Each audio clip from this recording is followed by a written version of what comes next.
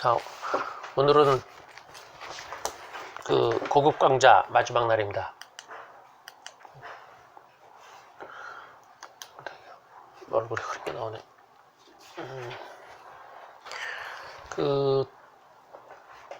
주제는 가정이죠. 가정이 이제 학교나 국가와 대비되는 가정인데, 우리는 가정의 특징이 좀 안 드러난 형태라고 봐요. 그러니까 교육이란 측면에서 집에서도 거의 학교 교육을 모방하다시피 하니까 우리가 국가를 다르게 보면서 국가를 기존에 우리가 너무 당연히 생각했던 국가라는 개념을 다르게 보면서 가정은 그거와 다를 수밖에 없고 달라야 된다는 거를 보면 되죠. 그 국가처럼 보기라는 거, 제임스 스콧은 저번에 얘기한 대로 지배 저항의 예술 이거 쓴 사람인데, 국가라는 성격의 관료제적인 성격을 강조를 한 사람이죠. 지금 세계적으로도 좌파라고 하는 진보 쪽의 상당수가 관료제를 언급한 사람이 별로 없어요. 희한하게 자본주의에 대해서는 근본적으로 비판을 많이 해도 관료제는 비판을 안 하는 게 난 왜 그런지 모르겠어요. 왜 관료제를 비판 안 할까? 거기에 상당히 그 좌파의 큰 바탕 내지는 원천이 되는 막시즘 자체가 그걸 그대로 수용하기 때문에 그럴 거예요, 아마. 레닌이나 이런 공산주의 쪽들이 긍정적일 때도 관료제적인 성격은 상당히 강하게 밀어붙였으니까 국가계획이라는 거잖아요. 그렇죠? 국가개발, 국가계획 이런 걸 밀어붙였고, 그리고 그 더 전에 광범위하게 그 저항할 때에도 대표적인 게 이제 스페인 내전 때 프랑코 정권하고 싸울 때 그 공산주의하고 무정부주의하고 싸웠을 때 되게 무정부주의 되게 깨지는 패배하는 형태인데, 무정부주의는 좀 자유적인 사람들이 오고 공산주의 쪽은 상당히 조직적으로 움직이면서 그 프랑코 정권에 저항하는 그 와중에서도 둘이 싸우면서 논란이 많이 벌어지고 있어요. 그거는 조지 오웰 책에 잘 나와요. 조지 오웰의 그 카탈로니아로 가는 길인가? 그런데 잘 나와요. 그래도 유럽에서는 그래도 흐름이 있어요. 그래서 그 얼마 전에 그 일본 사람이 영국 가서 그 보육 관련해서 쓴 거기도 보면 무슨 일 안에서 이제 연금 받는 그런 사람들 중에서 이제 생각인 사람들이 그런 자원봉사 활동들을 한대. 그러니까 저소득층 자녀를 키우고, 이런 데 보면 그런 다양한 입장을 가진 사람들이 오는데, 거기에 이제 사회주의자, 무정부주의자 막 이렇게들 막 있어요. 그래서 간간히 무정부주의란 말이 언급이 되는데, 우리나라는 그냥 하나도 없어요. 우리나라는 무정부주의가 좌파 세력의 한 파로도 드러나 있지 않고 과거의 유물로 정도만 남아 있어. 있을 만한데 하여튼 없어요. 우리는 노자 장작을 해가지고 그 상당히 비슷한, 장자하고 비슷한 성격이고, 그 강신주인가 노자하고 장자를 구별해서 노자가 국가주의 쪽이라면 장자는 아니다고 해서 그거를 의외로 좋아하는 사람들이 있는데 그걸 연결을 못 시켰나. 하여튼 그런 전통이 좀 없어요. 그래서 아쉬운데, 그거는 그런 전통이나 그런 흐름이 없는 거와 똑같은 식으로 그렇게 바라보는 시각이 너무나 불편하거나 낯설다는 거죠. 잠깐 본 것 중에서 이제 국가처럼 보기 위해서 큰 예로 드는 것이 이제 대도시, 미국 대도시 죽음과 삶, 이런 제인 제이콥스, 이거 두꺼워서 엄청난 책이죠. 이런 거를 볼 때 재밌는 것 중에 하나가 이거죠. 보행자의 시선으로 보더라. 도시를 계획할 때 도시 계획자의 눈이 아니라 보행자의 시선으로 보는 거, 그런 거죠. 그러니까 저도 우리나라도 그렇죠. 우리나라도 보도블록 걷다 보면 몸이 기울이잖아. 다 비틀어지게 만들어서. 왜 비틀어지게? 자동차가 가게랑 들어가기 편하다고 길 가는 걸 다 비틀게 만들었잖아요. 이거 참 보도 까는 사람도 불편할 텐데 왜 그런지 모르겠어요. 자동차 위주여서 그랬을 것 같아요. 난 보행자 위주였으면 최대한 평평하게 만들고 고구마 어떻게 사람이라면 계단이고 사람 아니라면 이렇게 뭘 만들면 이제 바퀴에 올라가면 되니까. 근데 그걸 바퀴가 그렇게 덜컹 올라가면 자동차가 상하려 그러나? 왜 그러나? 왜 이렇게 비스듬하게 만드느라고 그 도로하고 가게하고 요 보도블록 사이를 비스듬하게 만드느라고 차가 그럼 잘겠지만 사람은 다 삐뚤어지게 하잖아. 그거 참 희한한 건데 그런 것들에 대한 문제의식이 없거나 그런 걸 지적했을 때 받아들이지 않는 거는 그런 흐름들이 없는 거죠. 직접 거기를 주로 많이 사용하는 사람들의 목소리가 없는 거. 근데 그런 성격들이 약간 저는 그쪽 아나키즘 쪽의 성향이나 그런 흐름하고 비슷하지 않은가 그런 생각을 해요. 근데 문제는 그것이 국가 전체나 사회, 도시 이런 전체를 볼 때뿐만 아니라 자기 가정에서도 우리 자신들도 우리 가정을 꾸미거나 아니면 아이를 교육시킬 때도 그런 국가적인 사고를 하면서 접근을 한다. 대표적인 게 이제 계획적인 형태. 최대한으로 계획을 많이 세우고 뭔가 그리고 눈에 보이는 결과를 보여주려고 하고 아이를 끊임없이 통제 내지는 아이가 뭘 한지를 알고 싶어 하는 거예요. 아이의 소위 말해 24시간이 내 손바닥에 있는 거를 편안하게 생각하는 이런 것들이죠. 이런 것들도 다 그런 사고와 좀 유사하지 않느냐. 제가 얘기한 대로 아이 수업 시간에 90분 수업을 하더라도 아이를 강하게 통제라고 하면 그렇지만 하여튼 강하게 관찰하는 것은 30분도 안 된다. 나머지 잘 모른다 접근해야지. 오히려 아이들은 편하게 움직이는데 집에서 한 6시간 정도 이런 거를 다 엄마가 아이가 뭘 하고 있는지 알고 싶어 하는 거 그런 것들도 기본적으로 저는 국가적인 사고라고 봐요. 이 제임스 스콧이 얘기한 국가의 기본은 가독성이에요. 가독성. 그래서 끊임없이 불황자나 이동하는 사람, 집시라는 사람들을 끊임없이 가두는 것부터 시작해서 막 글자도 그렇게 발명했을 거라고 하는데 세금을 매기기 위해서 하는 거. 세금을 매기기 위해서 끊임없이 정리하는 거. 제일 재밌는 건 그 프랑스에서 그랬더니 아까 잠깐 보니까 1917년이랬는데 창문세가 없어졌대. 창문세가 좀 웃기잖아요. 그러니까 그 옛날에는 들어봤어요? 지금 건축해서 들어보셨나? 그 제일 편하게 창문의 수가 집의 크기가 비슷하다고 해서 창문의 개수 갖고서 색을 매긴 거예요. 처음에 편하게. 처음에 편했는데 그다음에 사람들이 창문을 줄이잖아. 그러면 창문 한 개당 금액을 높이면 세수는 그대로 들어오는데 문제는 창문 자꾸 줄면서 건강이 해쳐지는 거죠. 뭐 그 정도로 최대한 국가에서 봤을 때 단순하게 하는 게 제일 편하죠. 뭐 헷갈리는 거잖아. 저쪽 동남아시아 쪽 연구할 때 보면 아니면 식민지들도 마찬가지. 식민지가 딱 유럽에 들어가면 그 원시부정은 아니죠. 그냥 산악지대 이런 사람들 들어가면 여기 대적이 누구야? 촌장이 누구야부터 물어봐요. 촌장을 통해서 관리를 하려고 그런데 상당수는 촌장이 없어요. 그래서 일부러 아무나 내세우거나 촌장 없이 하거나 심지어는 여기는 어느 언어를 써? 어느 부족에 속해? 어느 민족에 속하는 거야? 물어봤을 때 언어를 다 쓰는 거야. 이쪽 언어도 쓰고 저쪽 언어도 쓰고. 그러니까 위에서 아무거나 매개떼거나 건 밑에 일선 관리들은 그냥 편하게 하는 거니까. 그러니까 그런 식으로 분류하는 건 읽어낼 수 있다는 얘기니까. 읽어내는 것만큼 거기에 대해서 세금이나 통제를 하겠다는 거니까. 그런 형태고 그 밑에 사람들은 이제 그 당시는 뭐 꾸준히 그렇게 쌓아놓은 자기네 경험치가 있으니까 언어도 다양하게 쓰고 촌장도 안 만들고 그렇게 되면 이제 미국 인디언들이 이제 그 국가 안 만든 거랑 같은 차원이죠.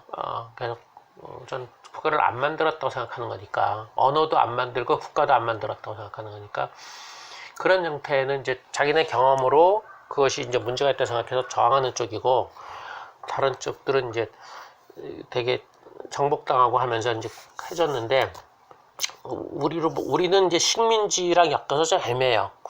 일본 식민지 때 가장 국가 계획 단위가 이제 토지 조사 사업이잖아. 우리는 그걸 상당히 부정적으로 보죠. 근대에서 자기네 나라들은 다 토지조선 사업을 해요. 근데 그거는 근대 발전의 좋은 쪽으로 생각하죠. 우리는 토지소사는 부정적으로 보죠. 그건 일본이라고 생각해서 그러고. 근데 박정희 때 경제개발은 뭐 박정희가 문제가 있지만 경제개발은 그걸 통해서 경제 성장한 것이라고 보면 긍정적인 거 아니냐 그러는데, 그거는 이제 경제개발이나 어떤 국가계획에서 주체가 뭐냐에 따라서 문제 삼는 거일 뿐이고, 그건 국가계획 자체를 문제 삼는 거는 안 하고 있는 거죠. 못 하고 있는 성격이에요. 우리는 전통적으로 국가가 상당히 강한 나라예요. 조그만 상당히 작은 지역에 인구가 많고 주변에 강대국이 많아서. 난 작은 나라로 봤는데 이 김누리라는 이 사람 보니까 우리나라 결코 작은 나라 아니라 그러더라고. 아니, 경제력은 높아졌죠. 근데 인구도 5천이 넘는 게 뭐 있대요. 30, 50 클럽인가? 그러니까 국민소득이 3만 불인가? 우리 3만 불 넘죠. 3만 불이고 인구가 남북한 합치면 5천이 넘어서 그게 전 세계적으로 그 7번째래 우리가. 중국은 소득이 안 되는 거고 작은 나라들은 인구가 안 되는 거고, 그래서 독일도 기껏해 8천, 뭐 영국, 이태리 이런데 프랑스 한 6천 얼마? 우리도 한 6, 7천 이렇게 돼가지고 큰 나라래. 그래서 나도 놀랬어. 그래? 난 항상 우리가 작은 나라로 봐서 우리나라의 모델은 저기 덴마크라든가 뭐 그래, 조그만 나라. 근데 덴마크나 스웨덴도 중세 이후 근대에 강국을 한번 해봤기 때문에 좀 경험은 다른데, 우리는 강국이 옛날 고구려 때외에는 한 적이 없으니까.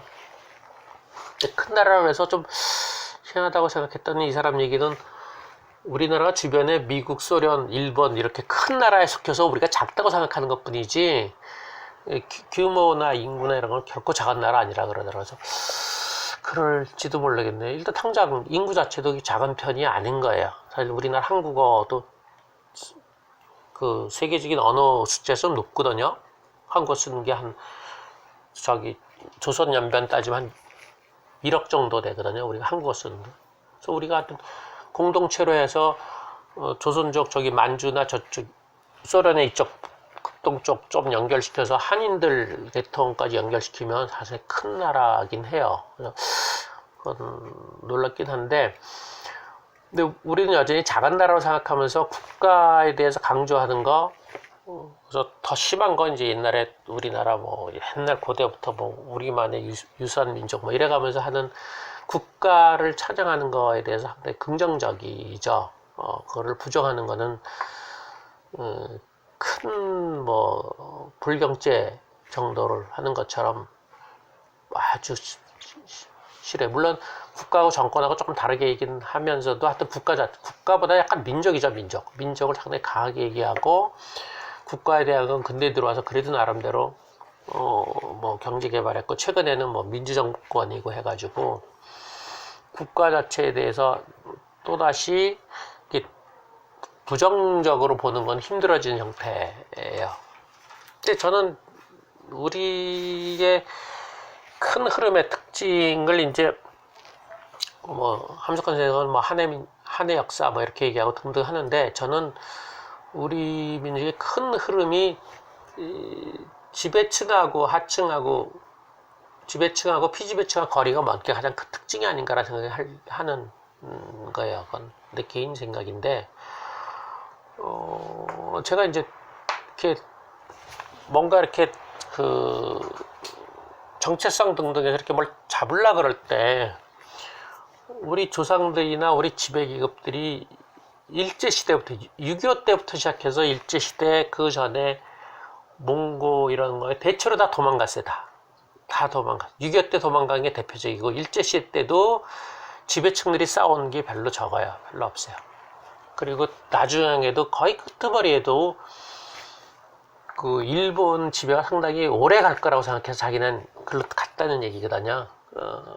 그것도 크게 보면 우리가 일본이랑 어정쩡하게 합병이 돼서 계속 간다 그러면 그 사람들이 선견지명이 있었다고 볼지도 모르지 뭐. 근데 그게 참 말이 될까 모르겠지만, 근데 밑에 지배층 말고 그 밑에 층에 그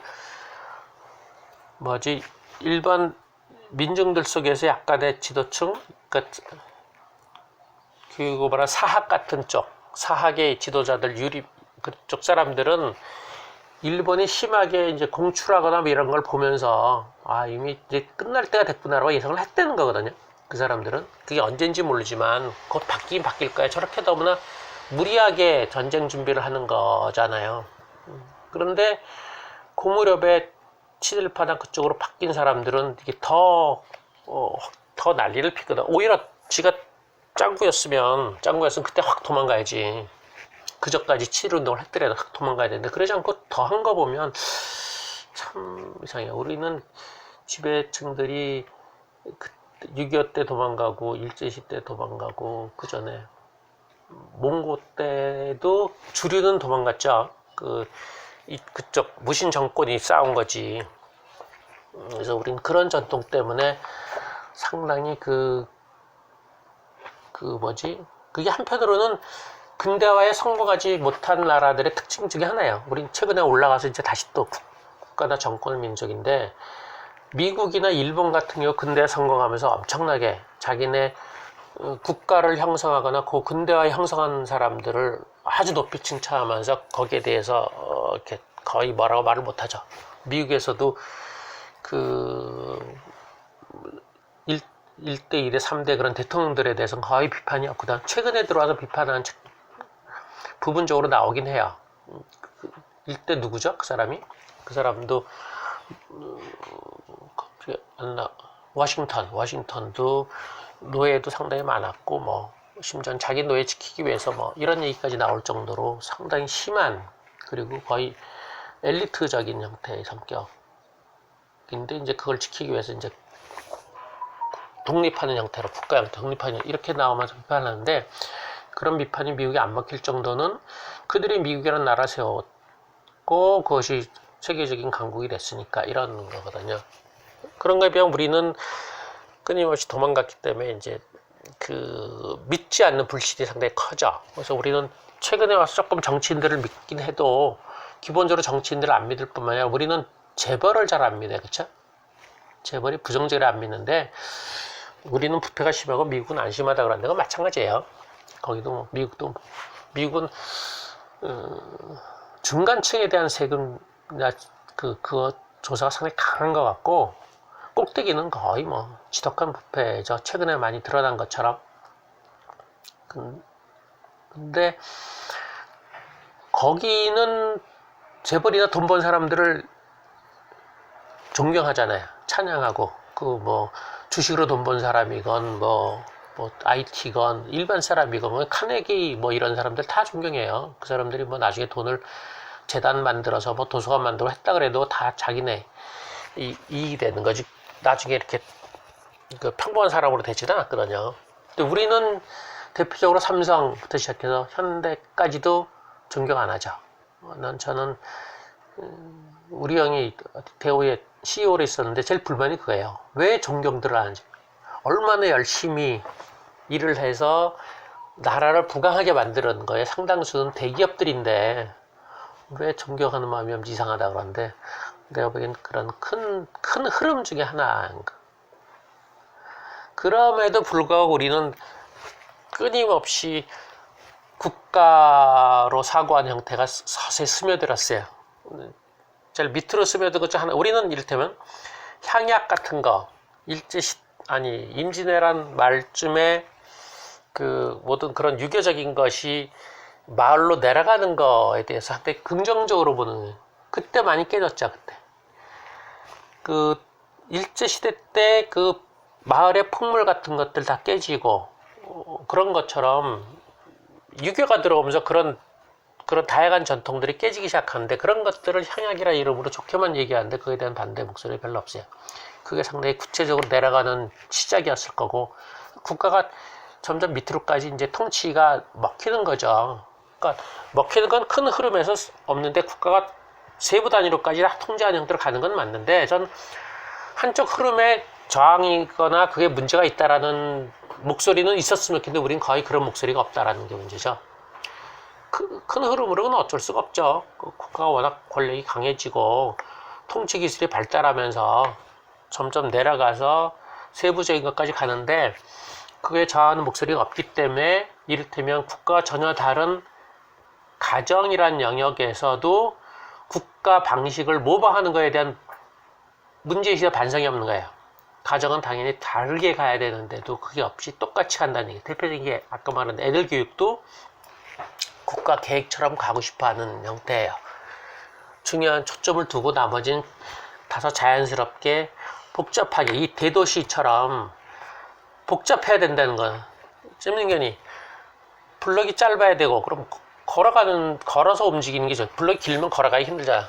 그래서 걸어가는 사람과 차 타는 사람이 같이 갈 수 있어야 되고 그 다음에 건물도 오래된 건물과 새 건물이 있어야 된대요. 그래야지 임대 조건들이 다양하면서 다양한 계층들이 모인다는 거죠. 근데 우리는 여전히 소비자도 그러나 뭐도 그러나 뭐 하나 잘 되면 우르르 모여서 거기를 전문 집단으로 만들려고 그러잖아요. 전문 집단 만들어서 그러다 망하면 후쩍 망하고 이런 건데 여기 재밌는 건 계획도시에서 범죄율이 높은 게 제일 많이 나오죠. 계획도시 범죄율이 높은 거는 그 주택가만 쫙 지어가지고 상가들이 없으니까 사람들이 잘 안 다니니까 그러면 거기는 주로 범죄들이 일어나는 건데 옛날 도시는 상가 쪽으로 창들이 나 있고 뭐 이래가지고 그 왔다 갔다 하는 거를 누군가 본다는 그런 부분이 있다는 거죠. 근데 계획도시는 일단 사람이 안 다니면 위험한 거죠. 근데 사람이 다니려면 상간이 뭐니 뭐 쉴 때 그런 공간이 있어야 되고 그러니까 주택가에 그런 공간도 있어야 되고 뭐든지 얘들은 뭐 총에 쓰기가 더 심하죠. 우리는 그 정도도 아니어도 우리도 그렇죠. 우리도 간단하죠. 우리도 그래서 공원 같은 게 건물들 앞쪽에 있으면 좀 시끄럽긴 해도 그게 보호받는 공간이지만 건물들 뒤나 이렇게 집 뒤쪽에 있으면 그건 위험한 거죠. 애들 뭐 불량은 아니지만 하여튼 청소년들이 몰래 놀기 제일 좋은 거잖아, 그죠? 근데 그런 거를 다양하게 계획하는 거로 이제 이쪽은 얘기하는데 도시 계획자들은 그런 잘 안 보이죠. 그런 눈에 잘 안 보이는 거예요. 이 사람은 국가처럼 보기에는 이제 그걸 하위 모던지 어렵게 얘기를 하는데 시각적으로 잘 보이는 거, 그러니까 도를 쫙쫙 뚫는 거잖아, 그렇죠? 시각적으로 잘 보이는 합리적으로 하는 거를 가장 우선시한다는 거. 거기 사는 사람들보다는 계획한 사람들이 잘 보이는 거. 그런데 우리도 약간, 그러니까 내가 그때 교육에서 얘기했지만 가르치는 사람이 이렇게 빤듯하게 보이는 거. 그러니까 일렬로 쫙 쓰거나 일렬로 안 쓰더라도 그룹핑 진다가 그룹핑을 똑같이 쓰게 시킨다. 그룹핑을 다르게 하는 거가 불편한 거예요. 여기는 이렇게 모둠으로 4명이 있으면 여기는 벽으로 있어도 되거든요. 그런 걸 잘 허용 안 하는 거지. 옛날처럼 일렬로 아니어도 모둠 수업한다 그럴 때 모둠을 다 똑같이 갖고 있는 거지. 그것도 눈에 정리되게 보이는 거잖아. 그 위에 있는 사람이. 그게 다양하면 대단히 우리는 혼란스럽거나 힘들어하는 거야.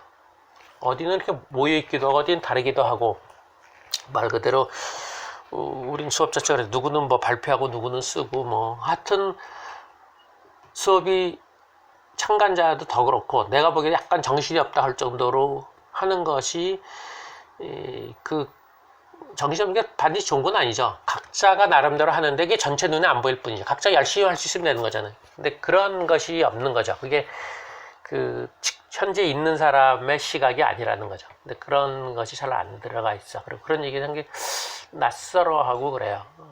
근데 그것이 이제는 그런 국가적인 시각이나 이런 것들이 너무 많이 들어와 있는 거, 우리 내면에 들어와 있는 거 아닌가. 그런 생각을 하면서 이제 그럴 때 우리는 교육이 너무 많이 들어와 있어서 약간 양육의 형태로 접근해야 될지도 모르겠다. 그래서 본 게 이제 아이들을 망친다고 겁먹지 마세요 이 책인데 저도 이 책을 보면 상당히 불편해요. 저도 이렇게 못하는 게 너무 많은 것 같아요. 당연히 전 뭐 이렇게 사랑이나 뭐 칭찬이나 이런 걸 많이 했다고 하진 않지만 그래도 뭔가 요구할 때 조건부로 했나? 특히 우리 둘째가 이제 방콕을 계속 하고 있으니까 우울증 같은 거니까 이게 뭐의 문제지? 그런 거 아닌가? 내가 물론 뭐 부모의 잘못으로만 가는 건 아니니까 애하고 뭔가 애 성향이나 코드하고 좀 맞아야지. 애가 많이 드러난 칭찬을 요구하거나 애정을 요구하면 좀 따라가면서 해야 되는데 그러지 않고 이제 주로 내 기준으로, 내가 옳다는 기준으로 애를 접하는 바람에 우리 부모가 특히 우리 이성적인 측면이 강해서 옳다고 생각하는 쪽으로 애를 접하는데 애가 그거보다 조금 더 요구했을 때 그게 못 채워지는 거, 그게 반복됐던 것 같아서 그런데 하여튼 이 책은 볼 때마다 반성 내지는 불편해요. 이렇게 뭐 권위주의적이냐 뭐 권위적이냐 뭐 통제적이냐 이러면서 양육 방식을 여러 개로 분류하면서 뭐 헬리콥터 양육이니 뭐니 하는데 이 사람은 그런 기술 다 잘못됐다고 얘기를 하죠. 허용하는 것도 실은 통제 섞기에 가깝고 오히려 얼만큼 협동적이냐 이런 얘기를 하는데 참 어렵죠. 부모가 아이하고 협동적인 거 정말 어려워요. 수업할 때도 힘든데 자기 자녀하고도 힘들까? 전 조금 어제도 이제 저쪽 광교 가서 강의하면서 언택트 시대의 뭐 우리 교육 그런 얘기를 하면서 이제 그럼 대안이 뭐냐 그럴 때 대안처럼 얘기한 게 아이들 서너 명 같이 이렇게 섞어서 공부를 하게 시켜라. 서너 명 학년이 달라도 좋다. 같이 공부하고 필요에 따라서 대학생 정도가 뭐 봐줄 수는 있어도 서너 명 또래보다 오히려 차이가 나는 게 좋다. 차이가 나는 애들을 이렇게 공부하게 시키고 그래서 과외를 한다면 일주일에 한 번 하고 나머지는 2, 3일은 같이 모여서 하고 그리고 그거에 대해서는 크게 개입하지 않는 형태로 하면서 그러니까 아직까지 우리 수준에서는 부모랑 아이랑 협동하는 건 대단히 어려울 것 같고 아이들끼리 위아래가 협동하는 거를 저는 이렇게 지켜봐주고 그런 환경을 만들어준 정도까지는 할 수 있지 않겠느냐. 나도 그런 걸 했어야 되나 뭐 이런 생각을 하는데 그런 것 중에 하나가 이제 우리 몰입독서처럼 책 읽어주는 건 되는 거죠. 근데 수학 공부도 그렇게 하고 뭐 이런 거죠. 내 둘째 형네 그 딸이 그렇게 공부를 했다 그러더라고. 그 엄마가 한문 선생이어서 한문을 중학교 때 가르치는데 이제 한문은 특별하니까 일주일에 한 번 정도 자기 딸인데 이제 친구들을 불러서 같이 해줬는가 봐. 근데 같이 모여서 놀고 재밌으니까 애들이 이제 뭐 시험 공부도 하다가 그다음에 이제 평소에도 모여서 하는 형태로 가서 그 고등학교 때가 쭉 갔대요. 쭉 갔어. 근데 걔가 생명공학과를 시험을 봤는데 공부를 잘해서 근데 논술 거기도 이제 수리 논술 구술 면접 같은 식으로 있으니까 그거를 준비해야 돼 말아야 돼 그러는데 준비하는데 500에서 1000이 든다 그래서 거기 뭐 포기하고 수능 보고 하기까지 한 달 있는데 그거 포기하고 일본으로 놀러 갔어. 그래서 일본에서 한 일주일에 2주일 가서 놀고 오다가 면접을 봤는데 잘 봤대요. 그러면서 자기 하는 말이 아마 내가 친구들한테 3명 중에 제일 공부 잘했으니까 설명을 자꾸 해줘가지고 아마 그렇게 구술 면접에 선생들이 물어볼 때 대답을 잘한 것 같다. 이러면서 하는데 우리가 친구들 또는 위아래가 공부 잘하는 애가 못하는 애가 애들끼리 가르치는 거는 되게 가르치는 애가 손해를 볼 거라 생각하는데 난 그거만큼 좋은 건 없어요.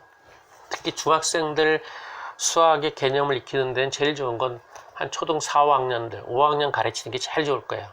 개수에 맞춰서 얘기를 하려면 상당히 뚜렷해. 근데 감으로 문제는 풀지 몰라도 설명해 주려면 더 분명해야 되거든요. 심지어 적절한 예도 국리를 해내야 돼요. 뭐 교과서를 보고 뭘로 보고 상당히 뚜렷해지는 건데 그런 걸 잘 시간이 아깝다고 해서 안 하죠. 근데 오히려 가르치는 애한테 도움되고 받는 애는 왜 도움되냐면 전문가들이 가르칠 때 아이는 수동적이 되고 아무 생각을 안 하는 경향이 있어요. 그리고 주로 내가 뭔가 부족하다고 생각을 하지 설명하는데 무슨 말인지 몰라. 그럼 어떻게 돼요? 내가 뭘 모르는구나. 내가 기초를 모르는구나. 내가 준비를 해야지. 숙제 같은 것도 약간 그런 의도가 있는데 하여튼 내가 모르는 거라 들어가는데 전문가가 아닌 선배나 대학생이 가르치면 뭘 생각하겠어? 제대로 못 가르치는 거 아니야? 뭐 잘 알고 설명해 주는 거야? 무슨 말인지 모르겠는데 그럼 어떻게 돼? 생각이 도는 거죠. 사고가 돌아요. 기본적으로 사고가 돌게 돼 있어요. 그래서 권위적이지 않은 사람과 공부하는 게 일단 기본이고 막바지나 급할 때 단기적으로는 준비된 지식을 확 받아야 되건 좋은데 그 전까지는. 그리고 기본적으로 아시겠지만 공부는 혼자 하는 거니까 교사한테 배운다고 하는 건 아닌 거 같은 생각은 계속 하고 있으니까 그런 게 약간 그러니까 학교나 국가에서 이미 잘 정리된 거를 최대한 엑기스를 줄 테니까 그러면서 이제 나한테 그때 테일러 게터 말한 지적 의존성, 심지어 정서적 의존을 하게끔 만드는 건데 그것이 이제 국가죠. 국가에 의존하라는 얘기니까 내가 잘 봐줄게. 소위 말하는 복지가 그거죠. 그래서 복지를 너무 긍정적으로 보는 건 저는 문제라고 봐요.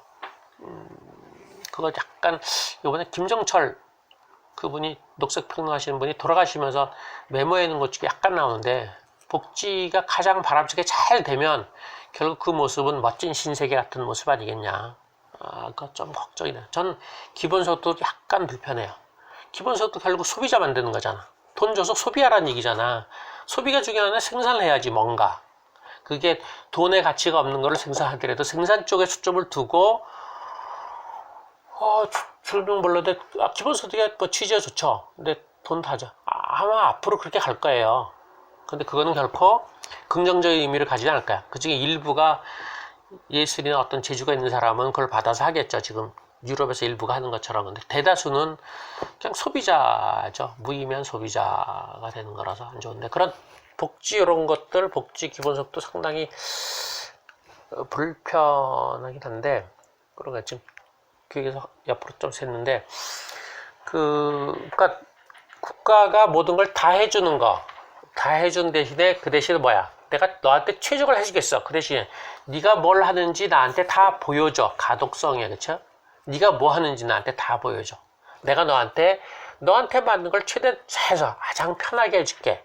소위 말해서 난 행복도 안 좋아. 너를 행복하게 해줄게. 네가 원하는 거 다 들어줄게. 가장 합리적으로 가장 엑기스로 시간을 적게 들여서 할 수 있는 형태로. 그 대신에 네가 뭐 하는지 나한테 다 보여주고 다 들어와. 그 대신에 내 말은 들어, 내 통제는 들어 이런 거잖아요. 상당히 국가가 일반 통제하는 거랑 비슷하지 않은가. 이번에 통제 성격이 아닌가. 통제가 아니라 반대죠.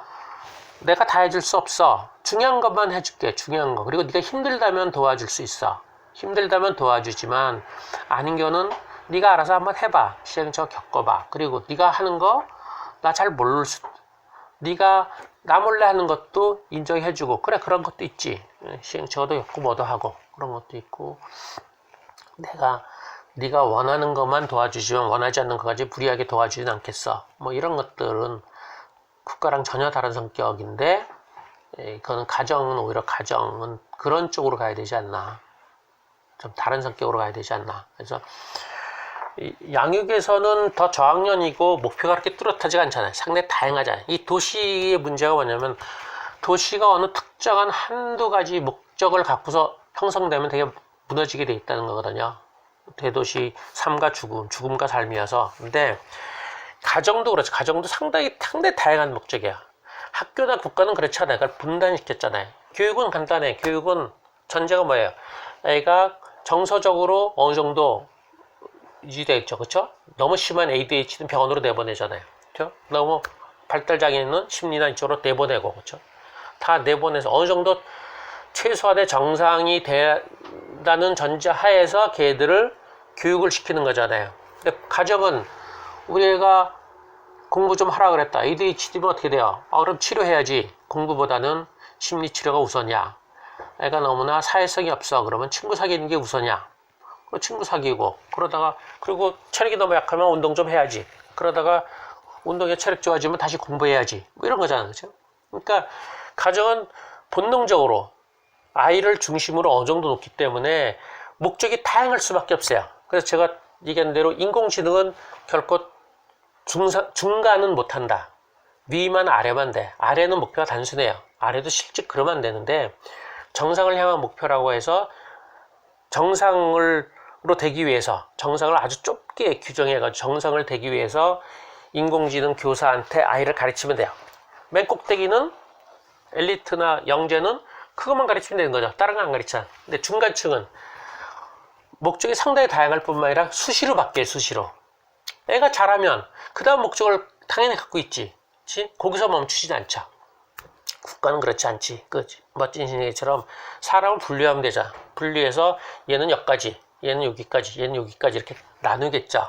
근데 개인 가정은 그렇지 않으니까. 그러니까 그 가정이 AI에 안 되는 것처럼 가정은 여러 가지 이유로 본능적으로 난 그건 엄마들만 가능하다 봐요. 아빠들은 지금 안 된다고 보는데 엄마들만 자기 아이를 그래도 아이 입장에서 보는 힘이 전 있다고 보는 거고요. 여전히 다른 경우는 다른 아빠나 학교나 교사들은 그렇게 보지 못한다. 가르치는 입장이 훨씬 더 강하다. 저번에 얘기했죠. 가르침과 배움에서 우리는 배움의 입장에서 결코 생각을 못한다 그랬잖아요. 그렇죠? 가르치는 입장에서만 생각을 하지 어떻게 잘 가르칠 거라 생각하지 어떻게 잘 배울 것인가를 생각 못하는 것은 같은 차원이에요. 그래서 가정, 특히 엄마하고 아이 관계만이어도 어제도 그런 얘기하면서 이제 끝에 가서 이제 문자로 고맙습니다 와서 그래서 난 이의사가 하는 얘기 같아서 뭐 밤낮 하던 얘기 또 한 것 같아서 괜히 신경 쓰이네 그랬더니 아니요 좋은 얘기 들었어요 그러면서 맨 마지막에 쫄병 얘기를 했거든요. 그게 들어왔대. 쫄병이 뭐냐면 어쩌면 국가가 이렇게 교육하는 건 나름대로 이유가 있을지 모른다. 우리나라는 지배 계급이 좀 비겁해서 그럴 수도 있는데 많은 다수 아이들을 엘리트를 키우고 싶은 생각이 없다.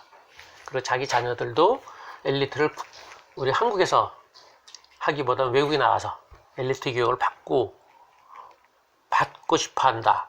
그래서 우리나라, 미국도 대중교육은 그런데 우리나라는 특히 그 엘리트가 하는 외고니 이런 것도 사실은 모양만 그렇지 다 대중교육 성격, 대표적인 사고력 이런 거 없는 대중교육 성격이다. 그래서 우리는 쫄병을 키우는 거다.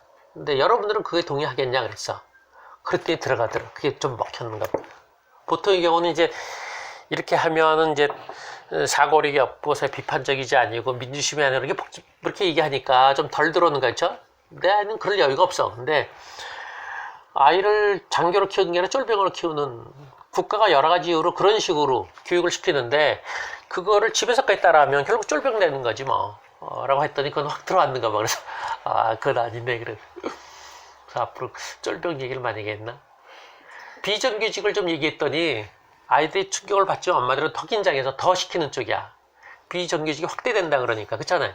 비정규직 확대되니까 그럼 비정규직은 안 되지. 20% 심지어 정규직 10% 된다 그러면 그 10%에 집어넣으려고.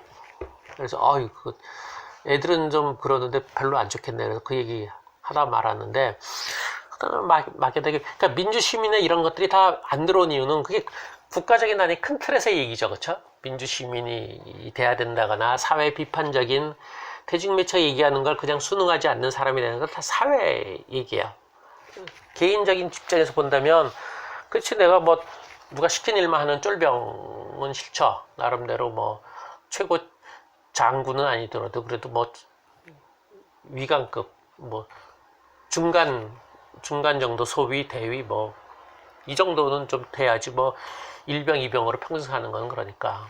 근데 우리 교육이 상당히 월급을 많이 받고 안 받고 떠나서 그런 성격일 가능성이 사실 많다. 그래서 학교 교육을 그대로 따라가는 것도 그렇고 그다음에 집에서 하는 것 더더구나 문제다 이런 얘기입니다. 여기까지 일단 하고